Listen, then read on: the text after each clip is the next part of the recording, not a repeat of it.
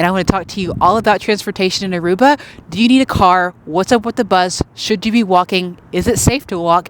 Everything that you need to know about getting around Aruba and more coming up. This doesn't make you want to go to Aruba. I honestly don't know what will. Hey, welcome back to the channel. My name is Kendra. I'm a travel enthusiast, RV lifer, and I have been running through a playlist of everything that you need to know before you go to Aruba, including your ED card, how to get it, the best food. And today I'm going to answer the question of, do you need a car while you're in Aruba? And just in case you're curious about this is not a backdrop. This is the lake in Ithaca, and it happens to be January, and so it is frozen. And so just ignore this. This is a different conversation for another day.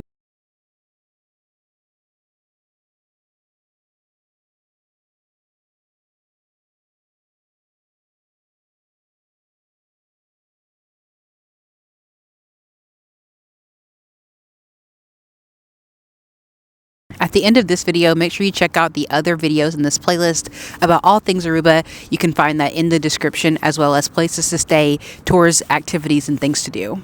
So let's quickly run through all the different options for modes of transportation and what you need to know before you go to Aruba. So, walking.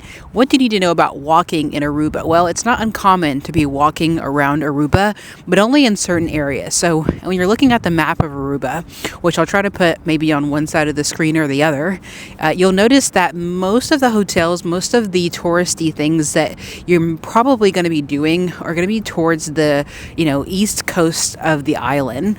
Whereas on the other side, you have a lot of rocky terrain. That's where most people are doing ATVs. That's where a lot of the locals live. Those are all great sides of the island to visit, but those are not areas where you're going to be walking. If this is your first time going to Aruba and you're wondering if you should be walking around or where you should be walking around, I would say that the safest bet to give you a general idea is from Eagle Beach north is a great place for you to be walking around. That's where you'll commonly see people walking around Aruba. However, you can kind of skip all the way down to Baby Beach. In the little town near Baby Beach, you'll also see people walking around. But in between those places, you really won't see people walking around very much while in Aruba.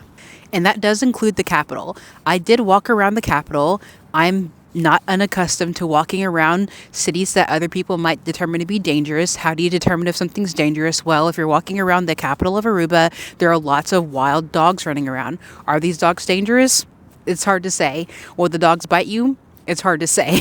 You really don't know what's going to happen. There's absolutely a lot of homelessness in the capital of Aruba. You do have the touristy section, you do have the beach, and then you have the Balenciaga store and the Gucci store. But then literally on the other side of the wall, you also have a lot of people living in extreme poverty. So you should just use your best judgment when deciding if you want to be walking around Aruba or not. Option number 2 is those little scootery things. Should you be scootering around Aruba? Well, they have the scooters. So I would say yes. Me personally, I have some footage here that I'll show you of me riding around a scooter in Aruba. It was quite fun.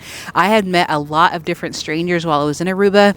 And so we were all hanging out with each other, meeting up at each other's Airbnbs, hotels, resorts, having lunch and brunch together. If you're just going a mile or even a half a mile down the street, it's a lot easier to just jump on one of those little scooters and get where you got to get as opposed to walking. Sometimes the walking distances in Aruba can feel like a very long time, but if you have somewhere that you need to get, maybe you're just meeting somebody that you met on the island for a drink, or you're going to one of those really popular dance parties on the beach late at night, they do have bicycle lanes and scooter lanes for your safety, and it is not uncommon to see people using the rental scooters on site. The con of using one of those scooters, I would say, in comparison to a car, is that they are pretty expensive if you actually add up the total. So say, for instance, you decided you didn't want to take a car to Aruba, you just wanted to walk around and take scooters. Obviously, walking is going to be free, but if you're going to be scooting around or bicycling around on one of the electric bicycles, that cost really adds up because you're talking about $11 here, $20 there, $25 there. By the end of it, you have an entire car rental that you could have just taken, especially if you have 2, 3, 4, 5, multiple people scootering around Honestly, you could have just taken a car, but scooters are quite fun. Historically, I am not good at public transportation, and even in Aruba, I did get a little turned around a couple of times, but me personally, I have no problem just asking someone, hey, how do I get here? Or hey, do I get there? But I have learned that that's not everybody's cup of tea, is to talk to complete strangers in a foreign country where you don't know what they're going to do or what they're going to say. Honestly, the likeliness that you're going to be harmed in Aruba is extremely unlikely because Aruba is extremely safe. However, if you're just not comfortable talking to strangers and you're really bad at public transportation, maybe just don't take the bus. The bus is extremely affordable.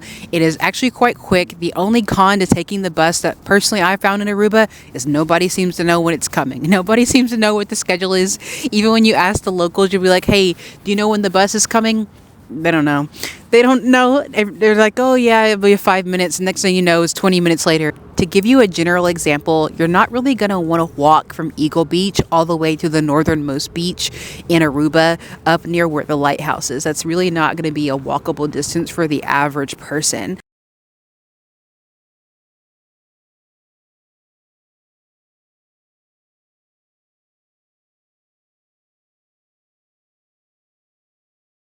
It might be a distance that you want to scooter, but it could be a very long scooter ride. Taking the bus is a great option if you want to get to the northernmost beach in Aruba. However, me and my friends were all at that beach. We were all having a great time. We were in the water. We were swimming. Everybody in Aruba is so friendly. Everybody's in the water making friends. There's people from all over the world. We were having the best time. We were drinking delicious drinks and just having so much fun. But because we took the bus up there, we decided to take the bus back, which is great if you're drinking with your friends and you don't want to be drinking and driving, of course, but not great if you're having a great time and then everybody has to suddenly scramble to make sure that you're getting on the bus on time. Not to mention that the buses regularly do not show up on time. The buses are obviously on island time.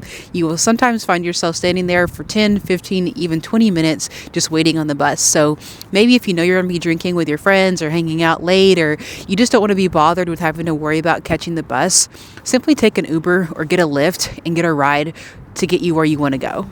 You might end up with a variety of different currencies while on your trip to Aruba if you're regularly taking the bus, because if you don't have exact change, then you're going to end up getting different currencies back, and sometimes they just give you whatever they have. Another contributing factor might be, how far do you want to go in Aruba? Do you want to go all the way from the North Beach, all the way to Baby Beach, all the way to the western side of the island? If you do, then you're obviously going to need a car, but you might not need a car for the whole time. I started out my trip without a car, and I was taking the bus, exploring, walking, scootering, bicycling, having the best time possible, and then I ended up getting a car later on in the trip. Probably the single most important thing to know when you're renting a car in Aruba, and this doesn't matter what your budget is, whether you're totally there to blow money or whether you're not, Aruba does not accept car insurance from outside of their country. If you're going to be in Aruba and you're renting a car and you find a nice vehicle for, say, $50 a day, and then you have to add the insurance, which might be anywhere from $25 to $35 to even $50 a day, depending on the rental car company and what they specifically offer, you're talking about $100 a day, and you're talking about 7 days that you're going to be on the trip, and that might be half the time spent where the car's just sitting in a parking lot not being used. I, of course, am not here to tell you how to travel, but if you want to make sure that your money's well spent, you might not need a car the entire time that you're Aruba. So that way you can spend more of your money on food and accommodations that you really enjoy, or doing fun tours and activities.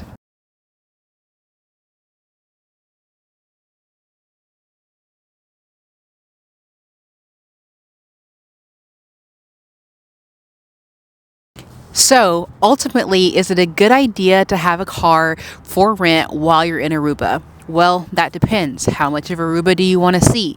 I did find out about these one tours where they have these pink Jeeps, and there are other companies that offer the same tours. You can find out more in the link in the description, but they literally take you on a full day around the island. So it might be a better experience maybe for day 2 or day 3, but if you don't want to take a car while you're in Aruba, you just want to chill, you want to have fun, you don't want to have to worry about parking or roundabouts, because there are lots of roundabouts, and you don't want to get lost, I would say book the pink Jeep or one of the Jeep all-day tours on your second or third day in Aruba. That way you get to see every part of the island. That way you can explore all that Aruba has to offer without spending an exorbitant amount of money on rental car fees. As you can imagine, it's getting pretty cold out here, so I'm going to wrap this video up. If you're looking for more information about Aruba, just click on one of these videos that's hopefully popping up here. If they're not, then I just look really ridiculous right now.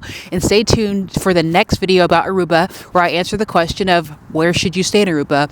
What part of the island is best for your vibe, compatible with the type of experience that you want to have? Are you there with your family? Are you there with your friends? Are you there to party? Are you just trying to get some chill vibes? Do you want to do a lot of activities? Do you have a car? I'm going to answer all of those questions in the next video all about Aruba.